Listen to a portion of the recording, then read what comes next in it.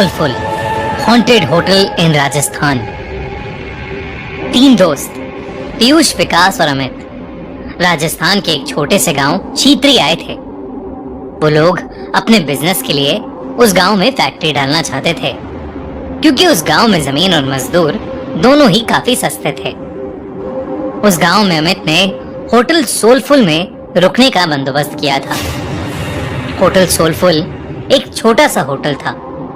कोई आलिशान पत्थर नहीं थे उसमें, बस ईंट से बनी सफेद रंग की एक मंजिला इमारत और नीचे खाने का एक वेज रेस्टोरेंट, जिसमें भी टेबल और दरवाजों पर धूल लगी हुई थी, जैसे वहां का चूल्हा हफ्तों से जला ही नहीं था। जैसे ही वो लोग होटल पहुंचे तो उन्होंने देखा कि वहां कोई स्टाफ ही नहीं था। बस वॉचमैन के नाम पर एक बूढ़े से चाचा बैठे थे जो अपनी बीड़ी पी रहे थे। पीयूष और विकास दोनों ही अमित को डांटने लगे, क्योंकि होटल बुक करने की जिम्मेदारी अमित की थी और वो होटल एकदम थर्ड क्लास लग रहा था। उनकी बातों को सुनते हुए वो वॉचमैन चाचा उन तीनों के पास हंसते हुए आए और उनसे पूछने लगे कि क्या वो होटल सोलफुल में ही रुकने वाले हैं। उन तीनों ने सर हिलाकर हाँ कहा और चाचा जोर से हंस पड़े। हंसते हंसते ही फिर उन्होंने चलना शुरू किया और कुछ गुनगुनाते हुए वहां से चले गए। उन तीनों ने उस वॉचमैन चाचा को पागल समझकर उनकी बात पर ध्यान नहीं दिया।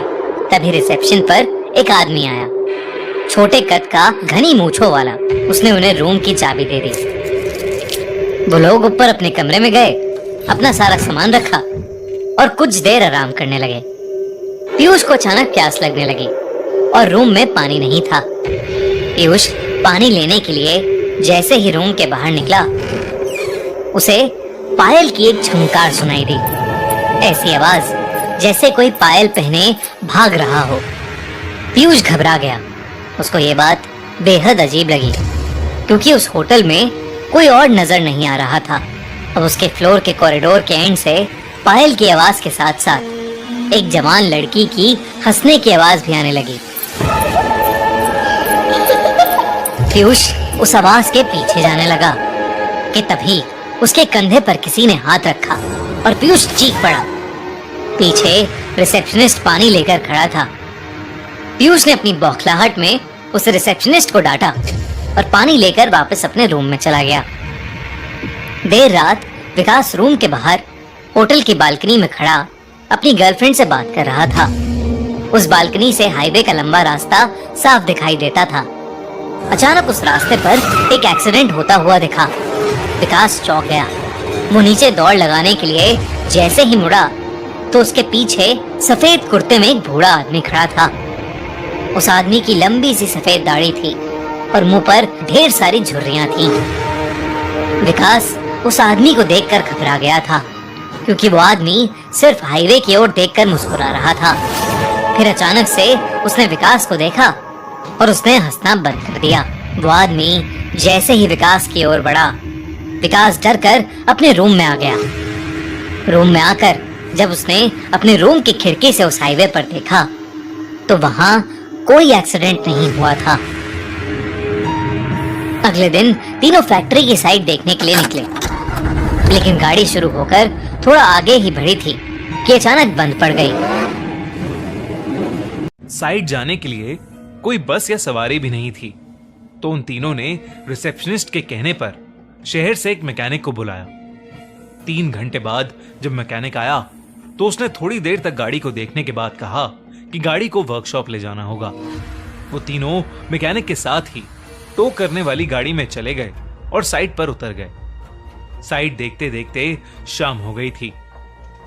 उनको मैकेनिक का कॉल आया कि उनकी गाड़ी पूरी तरह से बिगड़ चुकी है और वो कब तक बनेगी कहां नहीं जा सकता। अब उन्होंने वापस जाने के लिए एक ट्रक वाले से बात की और उस ट्रक वाले को होटल पर खाना खिलाने का लालच दिया। लेकिन जब उन्होंने उस ट्रक वाले के सामने होटल सोलफुल का नाम लिया, तब वो ट्रक वाला बेहद घबरा गया।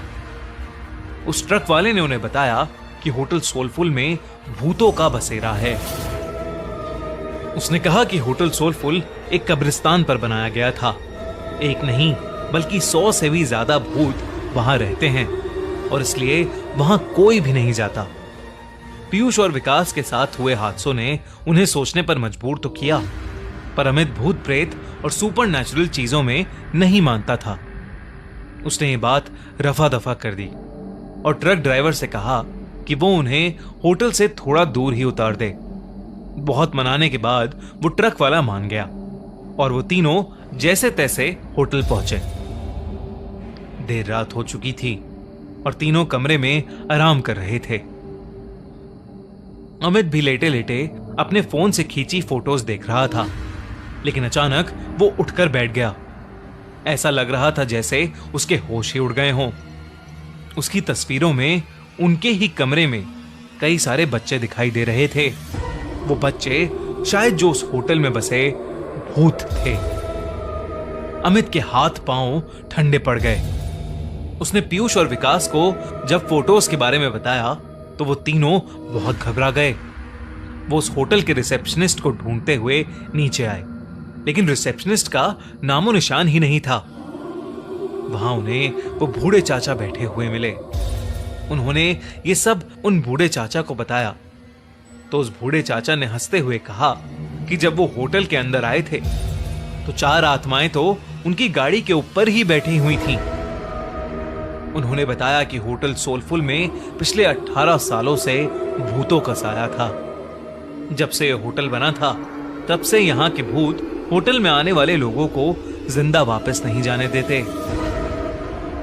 किसी के एक्सीडेंट्स करवा देते हैं तो किसी को आत्महत्या करने पर मजबूर कर देते हैं। फिर होटल की बालकनी की ओर इशारा करके उन्होंने बताया कि वहां देखो, वो सफेद कुर्ते में एक बूढ़ा आदमी खड़ा है। उस आदमी ने यहां होटल बनाने से मना किया था क्योंकि यह जगह कब्रिस्तान की थी, लेकिन कुछ महीनों बाद होटल के सामने वाली रोड पर उसकी एक्सीडेंट से मौत हो गई। और आखिर में उस वॉचमैन ने उन तीनों को बताया कि उनकी गाड़ी ठीक नहीं होने वाली थी। वो गाड़ी अपने साथ कई साए ले गई थी। होटल में रहने वाले उन बच्चों की आत्माओं को वो गाड़ी पसंद आ गई थी और शायद इसलिए वो तीनों अब तक जिंदा भी थे। उस बूढ़े वॉचमैन ने उनसे अपनी जान बचाकर वहां से निकल जाने को कहा। ये सब बातें सुनकर उन तीनों के पसीने छूट गए। उन्होंने फैसला किया कि वो अभी की अभी होटल से निकल जाएंगे।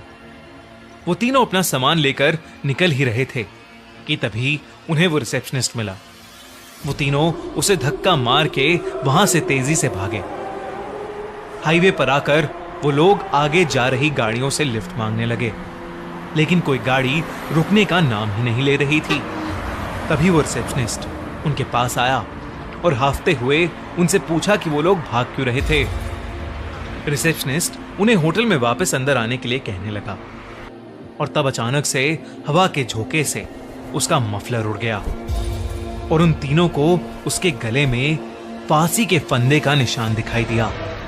उन तीनों के पैरों तले जमीन खिसक गई। वो समझ गए कि शायद यहां सभी मर चुके हैं और कोई भी जिंदा नहीं है। तीनों डर के मारे हाईवे के रास्ते पर भागने लगे। भागते भागते जब कुछ दूर तक पहुंच गए तो उन्होंने पीछे पलटकर देखा।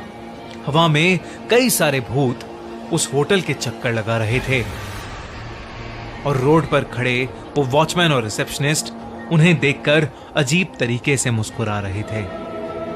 चीतरी गांव के बारे में बात करने से आज भी वो तीनों बेहद घबराते हैं। उनकी जान तो बच गई, पर जिंदगी भर के लिए उनके मन में उस जगह का डर बैठ गया था।